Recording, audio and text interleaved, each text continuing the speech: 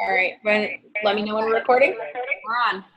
Okay, awesome. So welcome to we're on our third or fourth call now as a team on Monday nights for the Honeybee Calls. Today is July 25th, my mom's birthday, hence she's not on with us tonight, enjoying doing something fun, I hope. What we are doing tonight is we have a very special resource, Gina Osborne, on the phone, sales coordinator extraordinaire out in Temecula, California.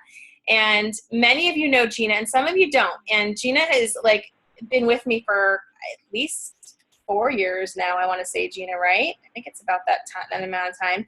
And we met in such an awesome way. She came into my living room one afternoon and arms crossed, she was a guest of one of the girls on our team and sat there with her hat on, her eyes down. She was like, "Oh, what have you got to tell me about today?" And it was so funny. And she came for the Tower Garden. She had seen something online.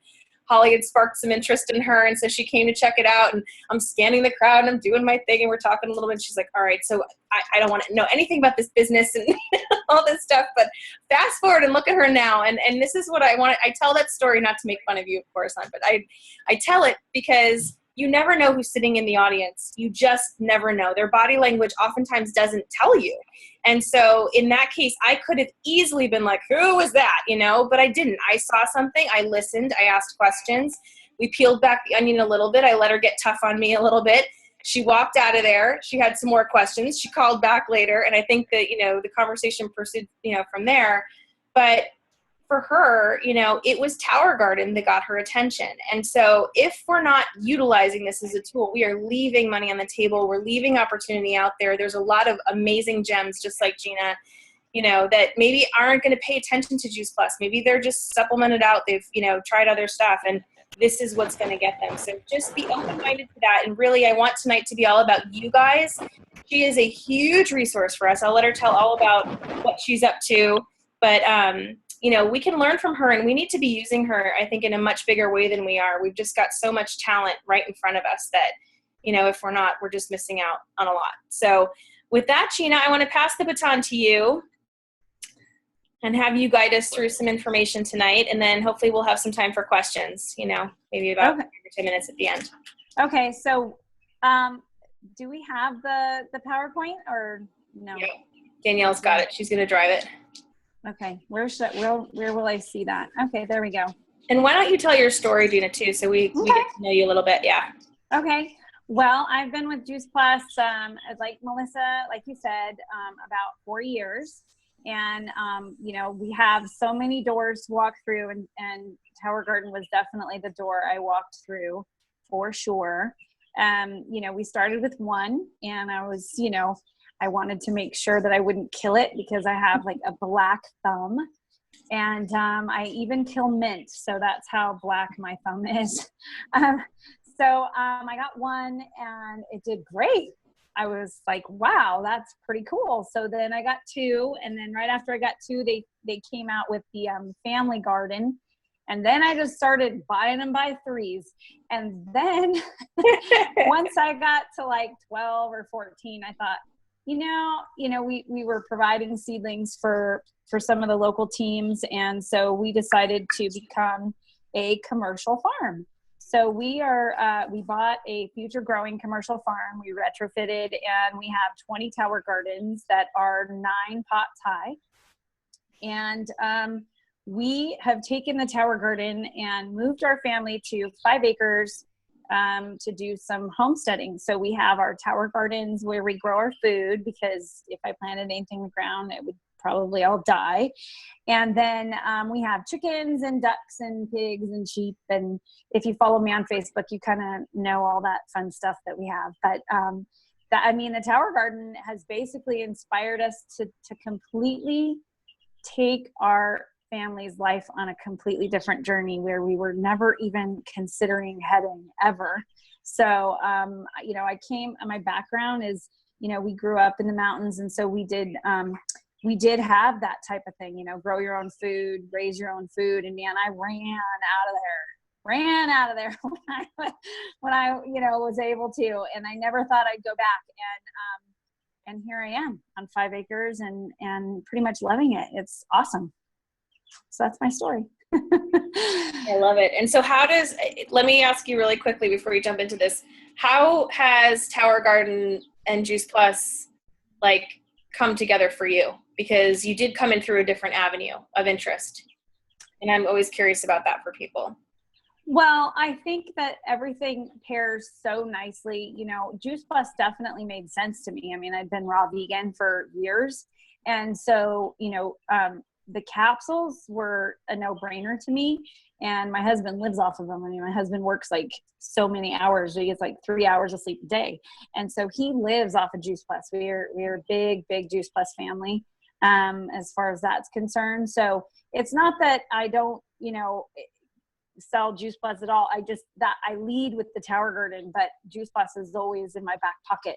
And I just think that they are such great companions. The Juice Plus company has things that, match well together. It's all about, inspiring healthy living, and whether it's the capsule to complete the bars or the Tower Garden, it all goes together. Yeah. Awesome. All right, we'll jump on in. Let's see what you got here. Okay, so our first slide is just the Tower Garden by Juice Plus. We're going to talk all about towers today, just some real basic 101 tutorial on what a Tower Garden is. So if we can switch to the next slide. There is our farm, some pictures of our farm, my husband and his beet tower, my son with the pigs, he's the pig whisperer, me and my sheep, my daughter, my beautiful daughter, she's awesome.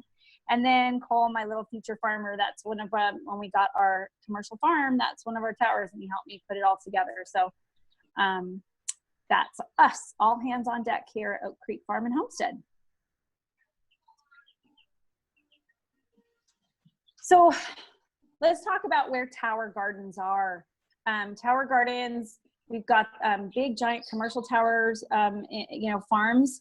Like True Garden in Arizona's have 500 Tower Gardens, and we've got Tower Gardens up on rooftops, and we've got Tower Gardens in boys and girls clubs. We got Tower Gardens in schools. We have Tower Gardens in nursing homes. We have Tower Gardens in the airport. We have Tower Gardens everywhere, and that kind of leads me to I hear this question: how do I? Where do I?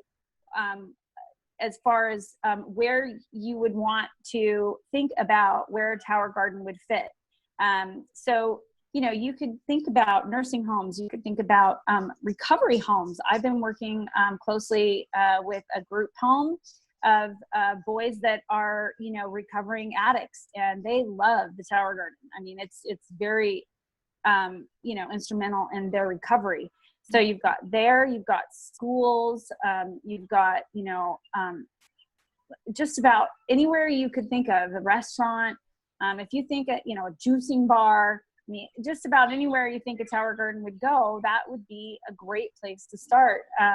Don't be afraid to reach out and talk to somebody about a Tower Garden. So we're just seeing them pop up in the most amazing places. You can use them altruistically. You can, put them someplace like, Pure Hope Foundation is going to be using them on their farm to help the recovery of the ladies that are coming out of human trafficking. So you can use the Tower Garden in so many different ways. So keep your eyes and ears open to where, a Tower Garden might work well. And just remember that it's a door that, somebody like me could walk through, and don't just assume that people wouldn't want to use a Tower Garden. So. And Gina, if somebody finds an opportunity like that, what kind of things should they maybe say to open up the conversation, or should they come to you first and talk about what it is and what that might look like? What are your suggestions on that? You know what? I think the conversation, to open their conversation for sure, open that door first on their end, and then I can come in and help them close that. Mm-hmm. I'm definitely authorized to do that with Juice Plus. So, I can help them with those bigger, 12, 13, 14, 20, 30, 50 Tower Garden, projects that are out there. I think I love watching you, the way you talk with people when we're out and about, but, when you're sitting somewhere and you see somewhere that, you know, it might have, you know, tower garden. I love that you talk about how the, you know, business is a two-way street. And, you know, if you're doing business there with them, it surely is easier to open that door. At least that's what I've found. If you're there on a regular basis and you're, you know, you know what I mean? So that's how I work. I'm not a big sales type of person. I don't walk right in and go, hey, would you like a tower garden? You know, I really let that be kind of become a warm market for me. I'll, you know, do business in those locations and try and develop some type of relationship with the person, a rapport with some people there, and then, you know, talk to them about the tower garden. Yeah. And a good example of that is a restaurant that we work together on, you guys. So if we can go ahead. Yeah. Oh, I don't know if you can hear me. Yeah. A couple years ago, Gina. Yeah, I can hear you. I had an experience with a lead actually that came to me through the company, and it was a gentleman who had seen a large tower and they were opening a restaurant. It was a vegan restaurant, and they wanted to, you know, implement the towers. And so I brought Gina in to talk about, like, you know, what that would look like and, you know, the different size and stuff. And then they actually had her do the servicing of them for a while. That was a local thing for us out here in California. So if you have contacts local to us, that's an opportunity. But it was really great to have that extra resource because she could speak to them in a way that I didn't have experience in doing, you know. And so we all, you know, really help each other. And then, you know, now given this new role that Gina's stepping into at the company, which we'll be learning a lot more about at conference, you know, she's really gaining so much more expertise and education and resources that'll help us really identify some of the bigger opportunities, which is really fun. But don't underestimate too, just the power of one. Look at Chrisanna, what she's doing in New York. I mean, this tower is amazing and you're doing such a great job and you're posting about it and people are asking about it. And that's how I think, you know, visuals are really, really important for, you know, helping us down that path. So, all right. Absolutely. Okay, so that was a video. So did you skip over the video there, Danielle? How does your tower garden grow? Can that come up or no?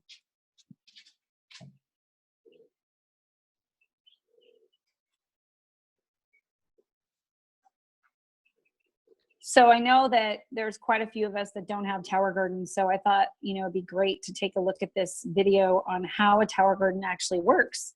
It's just a really short video. It's something that you can certainly send to somebody that might has expressed interest. You know, send them an email with a couple key videos that show a little bit about the tower garden. And this one is really short, to the point, and perfect. So I don't know if it'll play or not. Probably not, Gina, because it's pulling from the Zoom. Yeah. You know what you can do, though? You can post it tonight after the call onto the team page and then just say this is the one I'm referring to. Yeah. To send to prospect. Okay. Yeah. Awesome. Okay. All right. So we'll go to the next slide then. Okay. So it talks about, you know, the tower garden, and it talks about that it doesn't use any soil, that it uses 90% less water, 90% less space, and, you know, really is so simple that you have 100% success with just, you know, a little bit of input and time and effort into the tower garden.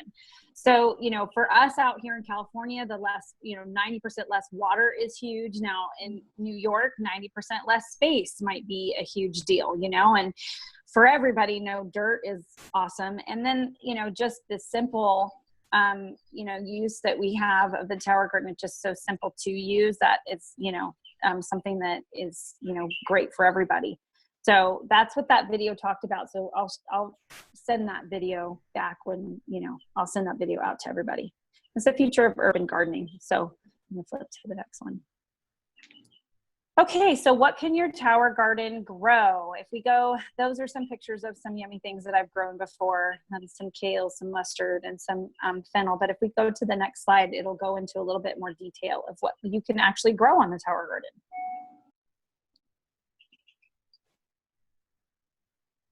So you can grow lettuce, greens, herbs, and more. You know, I always tell everybody a great way to know what's in season, because you still want to follow your seasons, you know, is to go down to your local not hydroponic store, sorry, yeah, hydroponic stores on my brain. Your local like Armstrong's or not so much Home Depot or Lowe's because they don't necessarily carry what's in season, but your local nursery that's really servicing your local area. You can kind of see what it is that they're growing, and you'll know what's in season. So you'll know which lettuces or greens. You've got arugula, kale, spinach, watercress, bok choy. That's just a list of some of the things that you can grow.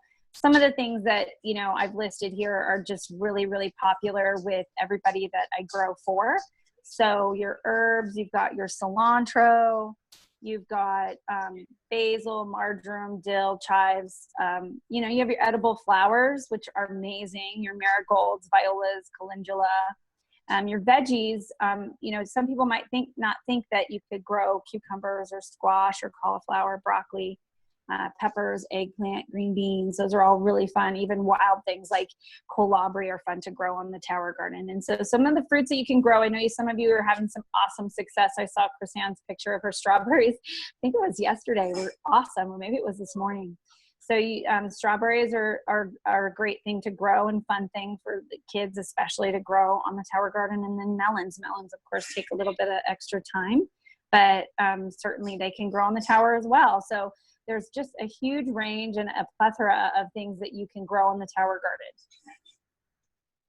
And what can't you grow? Because I think people want to next slide.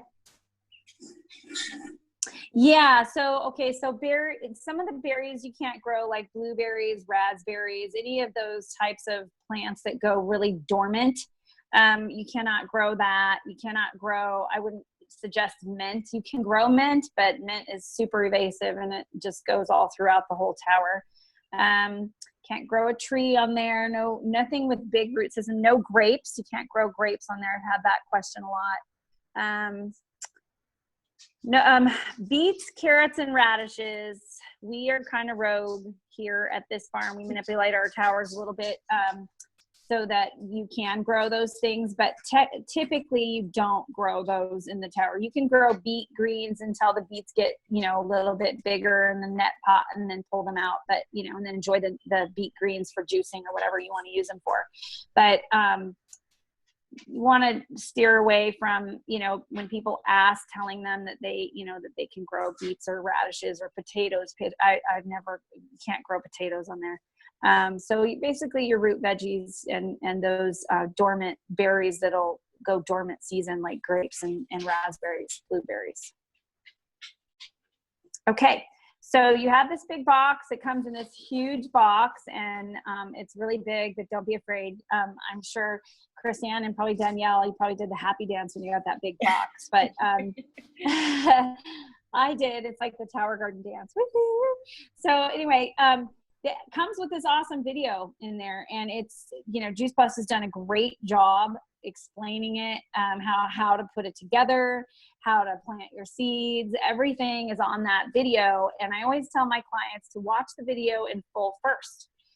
Don't try and get it out of the box or anything. Just watch the video first, and then go back and, you know, watch to the first step, pause it, and then watch, you know, do what it tells you to do, and then go to the next step, etc. So it just helps, I think, to watch all those steps first. And then you have your tower garden ready to go, and you decide what you're going to grow. So again, here comes your, you know, your idea of heading down to your local nursery if you don't know what's in season, because, you know, my zone here in California is obviously different than the zone in New York. So you can head down to your local nursery and find out what they're growing, and then you know what you have, you know, what options you have, and then decide what you want to grow. So then you can follow the directions that they provide to plant your seeds, or you can find a local seedling provider like me, or one nearest to you. You know, if you don't want to have it shipped far away, you know, like from California to New York, then you can find a seedling provider that's maybe out on the East Coast if you so prefer. So, you know, what you guys now we'll go ahead and go to this. In the New York section too, you guys, if you were to order a bunch as a team and have them sent out together, or like, let's just say you sell a couple towers and you've got, you know, I think sending them in batches is probably a smart idea, you know, for shipping purposes and whatnot. But is it easier for you to package that, Gina, for them? Yeah, I mean, a box of, you know, 24 is usually a pretty standard box. I did just ship something out that was like 48 seedlings together. And it was actually a lot cheaper than I thought it was. So I'm going to be definitely exploring that further with the larger orders of like 48. So if it's something that they want to jump in together and go all in one big giant box, then, you know, for sure I can do that as well. Yeah. Cool. Yeah. Okay, then go to the next slide. Okay, so my 5 steps to a successful tower garden, and I'm going to try and read them because I can't read them. Okay, so number 1, keep it simple. All right, so a plant just really needs 3 things. It needs water, it needs nutrients, and it needs sun or light of some sort. And the tower garden, now that we have our light kit, provides all of those things. We have, you know, the water, we have the nutrients in the water, and we have, you know, the sun. And it's so simple. It's just as simple as that. Your step 2 is grow what you eat.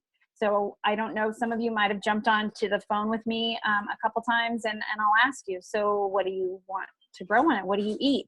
You know, because if you don't grow what you eat, it's not going to be successful. You're going to sit there and you're going to look at it and, oh, that's really pretty. And then it's going to get big and full, and then the bugs are going to come because you're not eating off of it, because you don't eat what you're growing, and then you have a problem. So that leads us to number 3. Does it? Okay, I can't read it. There it goes. Okay, there we go. Okay, love on your tower weekly. Just if you can set a habitual time that you go out there just once a week and give it some love, tell it looks sexy, go out there, wipe it down. I use a microfiber cloth on mine. You know, check your water level, check your pH, just have a little list of, you know, everything, a checklist of everything you need to do. You know, have a drink out there with your tower garden that's really relaxing. Just once a week. If you could just give it some attention once a week, you'll be a much happier tower garden owner. And then step number 4, Juice Plus has this amazing tower talk that we can join that has great blogs on there. You can ask questions, everything that, you know, it is regarding the tower garden. They really put in that one key spot.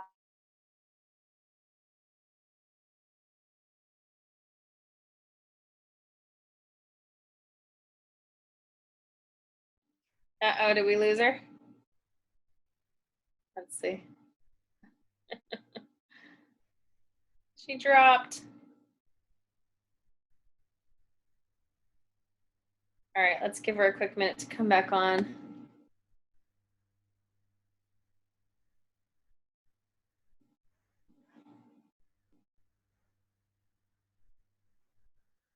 Hold on. Gina. That is part of the challenge of living on the farm, is that she has poor service. And I know she warned me of this, so let's see if she can. Okay. Are you guys there? Can you guys hear me? Can you hear me? Yes. Okay. Sorry, guys. Okay. Did you guys hear me through step 5 or no? No. Okay. What step did you guys get to with me? 4. Okay. All right. So Tower Talk, jump on Tower Talk. Okay. Can you hear me? Yep.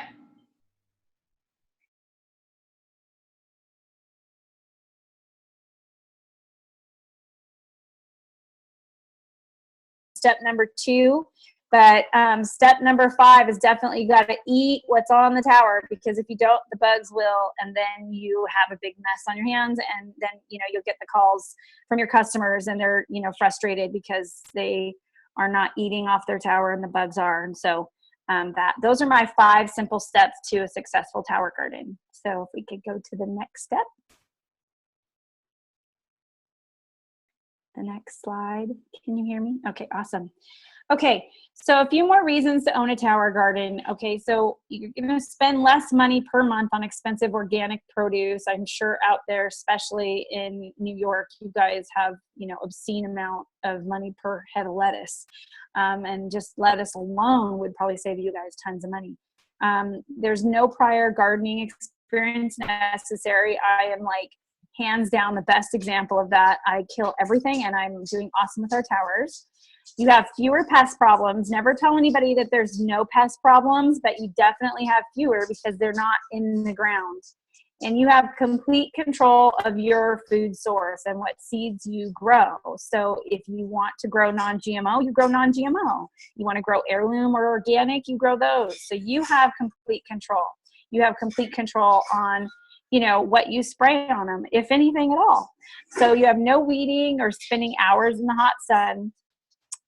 It provides food safety. You know who's touching that tower garden, and you know you're not going to end up with listeria or some kind of bacteria in your spinach because you know you're the only one that's touched the spinach. So the tower garden, how awesome. Oh my gosh, my dog wants to eat. How embarrassing. The tower garden is mobile. So, you know, this is awesome whether you have a freak snowstorm in Colorado, like one day it's nice and sunny and then the next day it's, you know, hailing and snow. You can just pull it right into your garage. Or if you're like me and have moved 5 times, you can just take your tower gardens with you. I mean, how frustrating can it be? You are planting a garden and then you move and you can't take that garden with you. Whoever moves into your house afterwards gets all those, you know, fruits of your labor. So you can grow anywhere, even indoors now with our lights. So, you know, that, you know, those providing light now is not, you know, light is not an issue. If you don't get enough sunlight, you just put it indoors with some lights. It's clean, effective, sustainable technology. It's, you know, using 90% less of the space and the water. So you're super, super sustainable. And your tower gardening is fun. And so what better way to grow is, you know, with the tower garden. I don't think there's any other way to, you know, is more fun to grow than with the tower garden. So back to the last one. Okay, and then this one's we're not going to be able to. This is really cool. You can use this one. I'll send this one out as well. It's basically people talking about their experience with the tower garden and the real people. It's not canned text that they're talking about. It's a really cool video, so I can send that one out as well.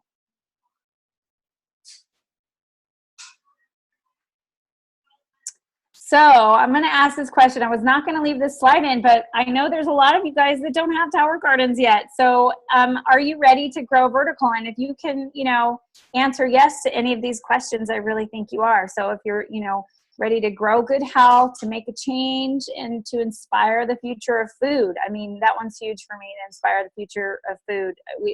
We are going to run out of farmers, and we are not going to be able to eat in our old age if we don't inspire some kids and some, you know, and the future of farmers and of food. And if you're ready to make a difference or to join your locavore movement, I mean, it's what's more local than from tower to table. So Cole says hi. And, you know, are you ready to grow vertical? I say so. I think you are. So happy farming, everybody. And I really hope that, you know, this, you know, helped you really think a little bit more about the tower garden. And if you have any questions, I think we're going to open it up to the question portion. Yes, let's do that. Thank you so much, Gina. I already was getting text messages from team members going, this is so inspiring. This is awesome. You know, they're just, I think that it can be intimidating when they look at somebody like you who can grow so beautifully, you know, they think, oh my gosh, how can I do that as well? But I think it's, you know, we came up with that phrase how many years ago? And you know what? No. You know, tower gardens have made me a gardener, right? You know, like taught me to garden. I mean, they've just made it so absolutely. Yeah, it made you. Yeah. Yeah. All Do right. you want me to take you guys outside so you can see some of the tower gardens? Do you want me to take you outside for a minute? Yeah, let's check it out. Okay. Hopefully I won't lose you guys, okay? All right. And we're at the end, so why don't we go off record and then we can ask some questions and if you guys have to go.